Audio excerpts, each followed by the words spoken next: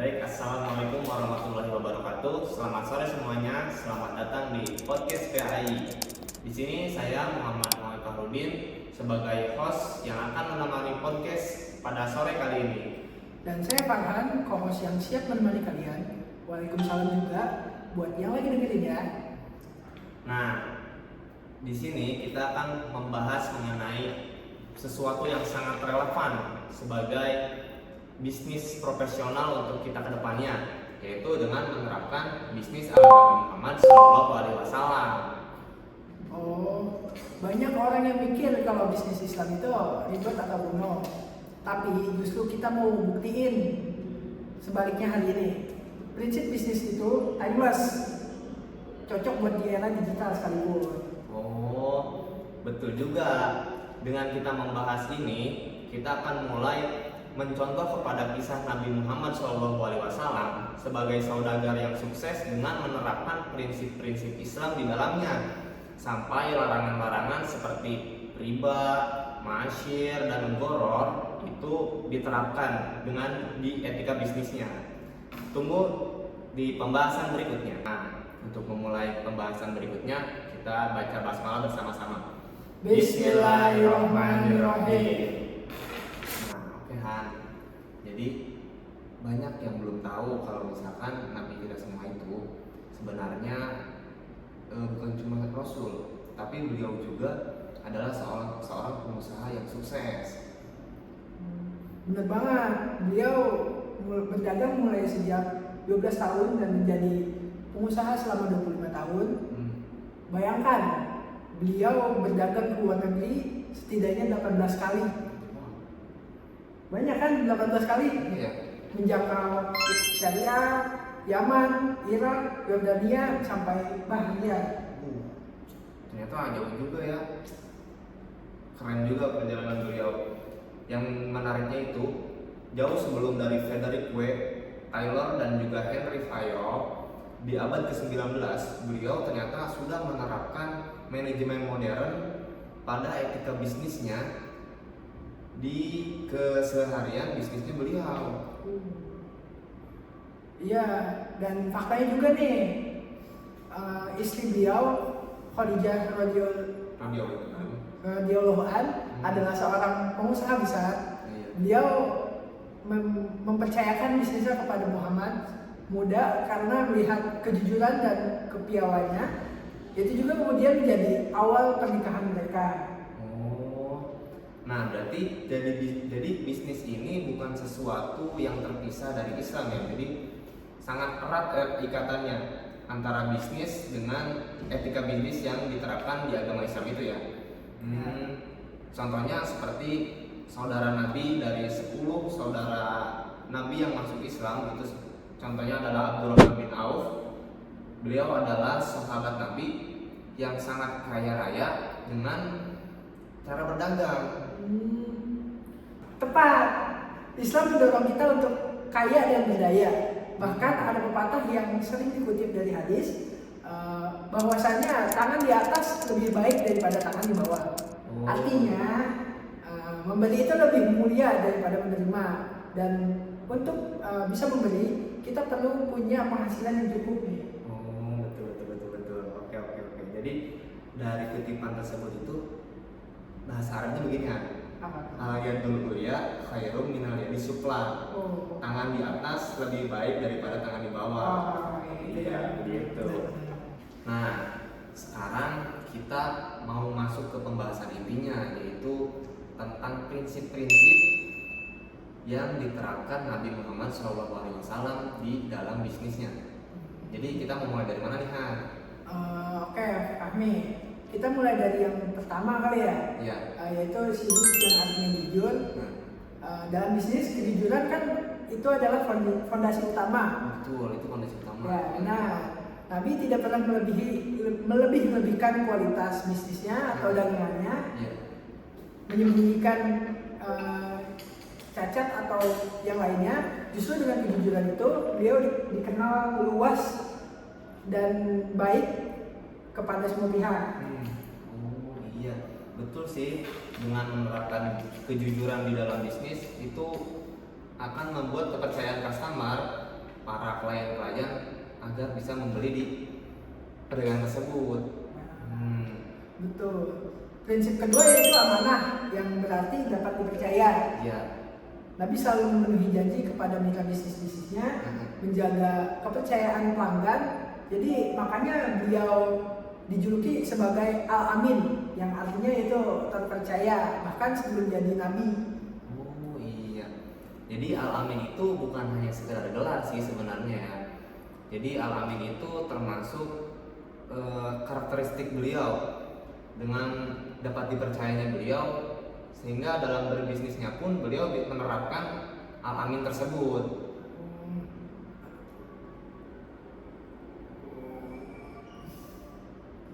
Berapa ini? Nah, ketiga itu. Nah, prinsip ketiga yaitu adalah fatonah, cerdas dan inovatif. Iya. Nabi punya strategi bisnis yang smart. Beliau tahu kapan harus berdagang, kemana harus pergi, dan bagaimana cara bernegosiasi yang menguntungkan semua pihak. Oh, jadi kita bukan cuma sekedar jualan berarti ya? Iya. Jadi kita harus punya strategi, juga punya inovasi untuk kedepannya agar lebih menarik pelanggan yang lain. Ya, dan yang terakhir prinsip keempat yaitu tabligh, komunikasi yang efektif. Nabi menyampaikan informasi dengan jelas, empati dan ramah kepada pelanggan. Oh iya. Tidak ada unsur manipulasi atau tekanan dalam proses jual beli dia. Nah, berarti kalau kita rangkum semuanya nih dari yang keempat prinsip bisnis yang Rasulullah ajarkan itu, berarti kita menerapkan dari 4 sifat Rasul tersebut, yaitu sidik, amanah, tabligh, dan patonah. Dan ini bukan cuma prinsip dalam agama, ini juga dapat diterapkan di etika bisnis yang akan kita lakukan ke depannya. Nah, ini ada hadisnya nih. Gimana? Dari jadi gini, jadi sesungguhnya Allah mencintai salah seorang di antara kamu yang melakukan pekerjaan dengan itqan atau takun, rapi dan teliti. Nah, di hadis ini berasal dari Al-Bahiki. Iya. Oh, jadi kita itu harus menerapkan pekerjaan dengan tekun, rapi, dan teliti ya. Iya. Oke, berarti sekarang kita masuk ke bagian larangan dalam bisnis ya. Tadi kan sebelumnya di segmen berikut sebelumnya itu tentang prinsip bisnis. Ya. Nah, sekarang larangan-larangan bisnis yang Rasulullah SAW itu ajarkan, yaitu kita sebagai seorang muslim dianjurkan dalam berbisnis itu untuk menerapkan 3 hal besar, yaitu larangan mengenai riba, goror, dan juga maisir.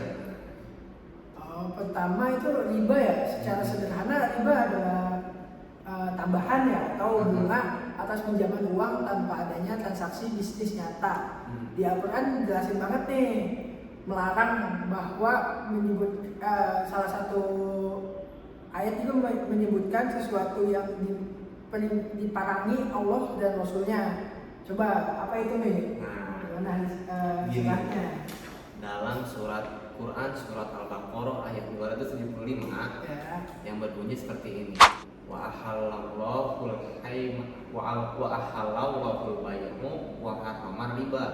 Yang artinya Allah Subhanahu wa taala telah menghalalkan jual beli dan mengharamkan riba. Ya, diharamkanlah riba. Gitu. Ini relevan banget sih dengan situasi sekarang.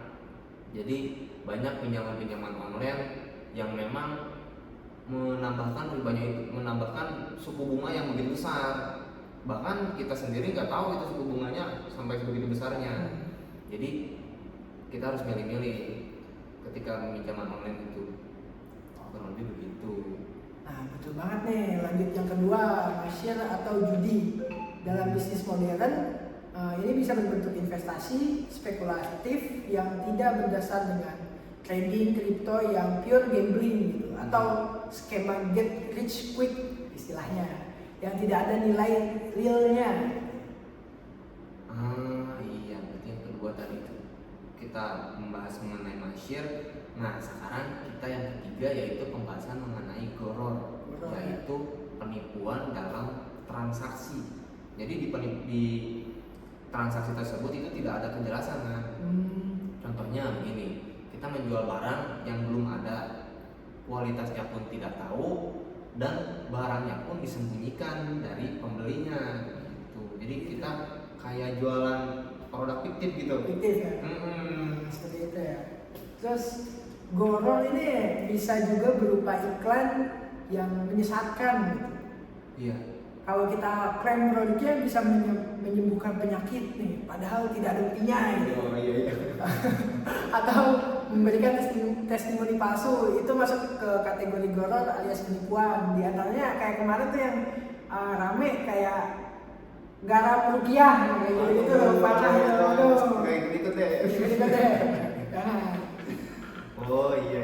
Jadi bisnis Islam itu intinya kita boleh ngambil untung sebesar-besarnya, Ya. tapi harus melalui jalur yang halal berarti ya. Nah. Harus ada transaksi dan bukti nyatanya.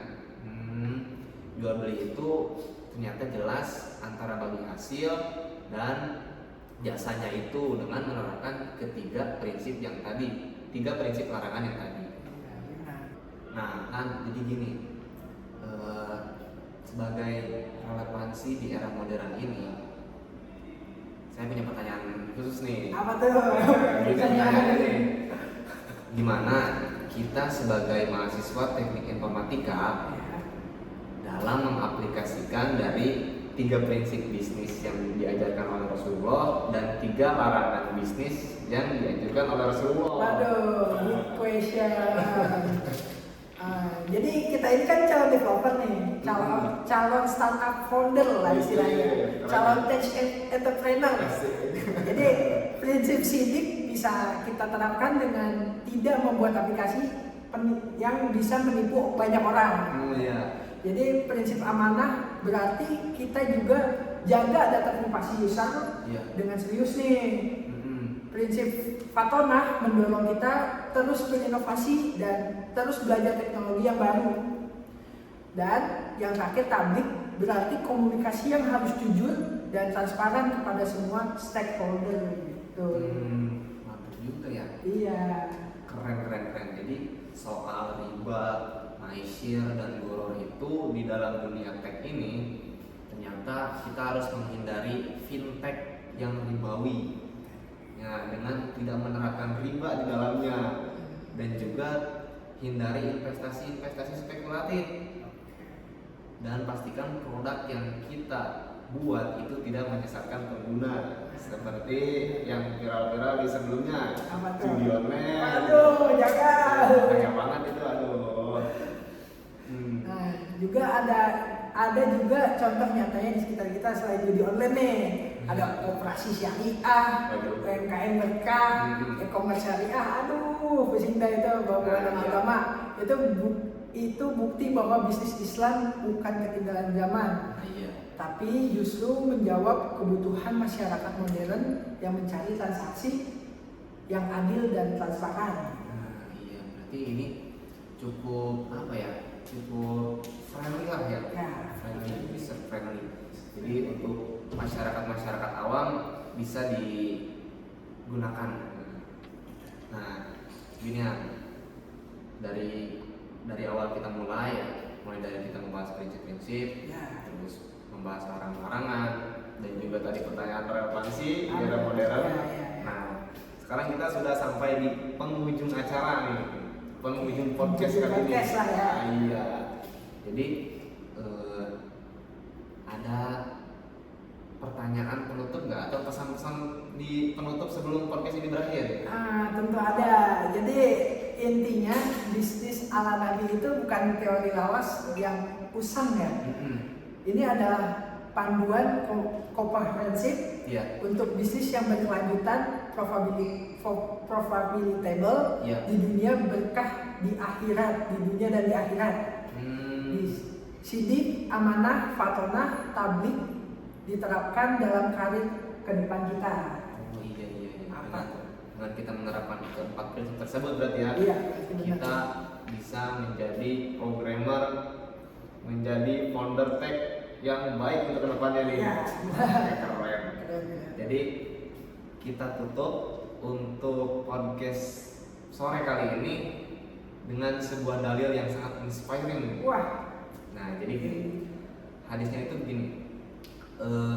Ikmal di dunia ka'annaka ta'ishu abadan wa amal di akhiratika ka'annaka kamutu godan. Aduh, apa tuh artinya? Artinya nih, artinya tuh begini. Bekerjalah kamu seolah-olah kamu akan hidup selamanya, dan beribadahlah kamu seolah-olah kamu akan mati besok. Oh, seperti Gitu. itu ya. Jadi Gitu kita ya. balancing antara Balancing. dunia dan akhirat, gitu kan. Itu Supaya kita tidak ketinggalan gitu antara kerja dan beribadah. itu hadisnya kayak cocok buat cowok gitu. Iya. Kerjalah sampai mati gitu. Oke, mungkin terima kasih sudah menyimak podcast PAI kami. Jangan lupa like, komen, dan share kalau bermanfaat ya. Sampai jumpa di episode berikutnya. Oke. Oke. Selanjutnya kita tutup dengan mengucap wassalamualaikum warahmatullahi wabarakatuh. Terima kasih, Terima kasih. podcast kami telah selesai.